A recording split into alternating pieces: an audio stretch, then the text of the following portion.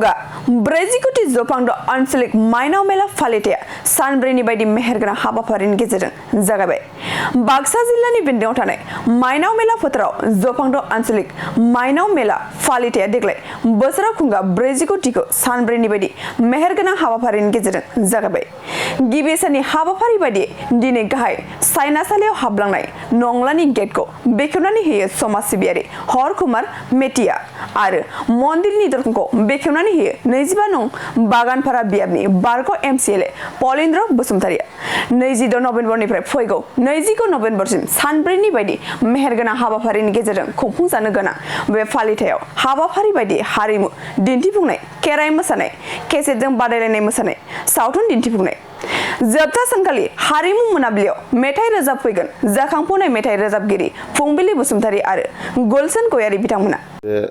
जोंनि जपादं माइनाव मेला फोरबोनि जि खुंथाय ब्रैजिकोटी खुंथाय बे हाबाफारिखौ जोङो ओरैबायदि गोलाव समनिफ्राय खुंबोबाय। दा जोङो बेयाव नवा फुजा बा ओंखाम गोरलै एबा दिनै आघननि 9 तारिखआव जों बेखौ खुंनाय जायो।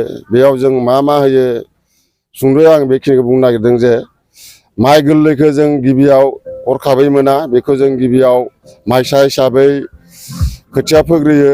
बिनि उनाव जों आखाइ होननाय बुङो, आखाइ लानाय बे खोथियाखौ फुनानै जों आखाइ गायजेनग्रोयो। बेयावबो जों बिबार बावथाय होनानै बावनाय जाहैयो।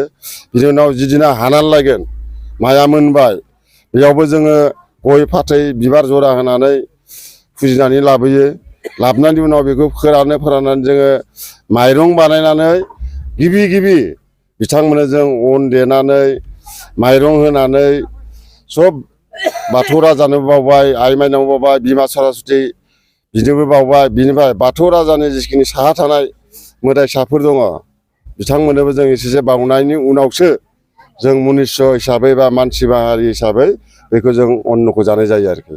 दिनै थांखि जोंनि फुजा होनाया जपा ओनसोल हिसाबै जों गिबियावनो राजुवा हिसाबै बेखौ होग्रोनाय जायो आरोखि। दैफोर खालामालासिनो ओंखाम गोरलै बावनायजों लोब्बा लानानै जिखिनि जोंनि जपादं माइनाव मेला फोरबो फालिथायखौ जों खुंबाय।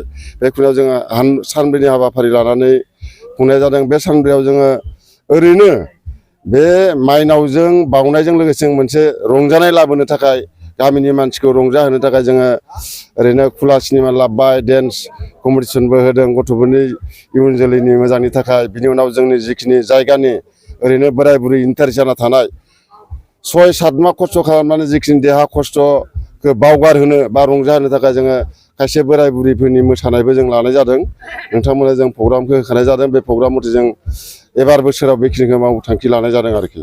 रायजो राजाया जोंनि बाहागोआव जिखिनि दङ जों बेयाव जोंनि जिखिनि फोरबो खुंथाय बेयाव जों गुबुन जायगानि आलासिबो लेंहरनाय जायो आरो फैयोबो।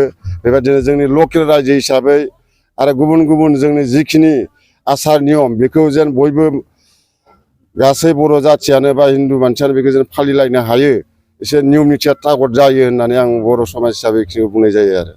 फैनो थाखाय जोङो बेयाव जिखिनि थगि होयो बेयावथ' अनेकानो फैयो। ओमफ्राय जोंनि लकेल हिसाबै जों बेखौल' खावलायदों जे बेयाव फैनानै जोंनि जि फुजा खुंथाय आफाद बेखौ जेन गासिबो फैनानै जोंखौ मदद होफैलायो आं बेखौ आसा थियो फुजा आफादनि जानानै। आरो गासै जोंनि उन्दै गथ' गोरों गथ' जिखिनि दङ साननो हानाय बेयाव जेन जोङो डिसिप्लिन मेनटेन खालामनानै बे फोरबोखौ फालिलायो आरो गासैबो मोजां जेन बे फोरबोनि खुंथायाव बाहागो लाफैनो थाखाय आं गासै रायजोखौनो खावलायो आरो।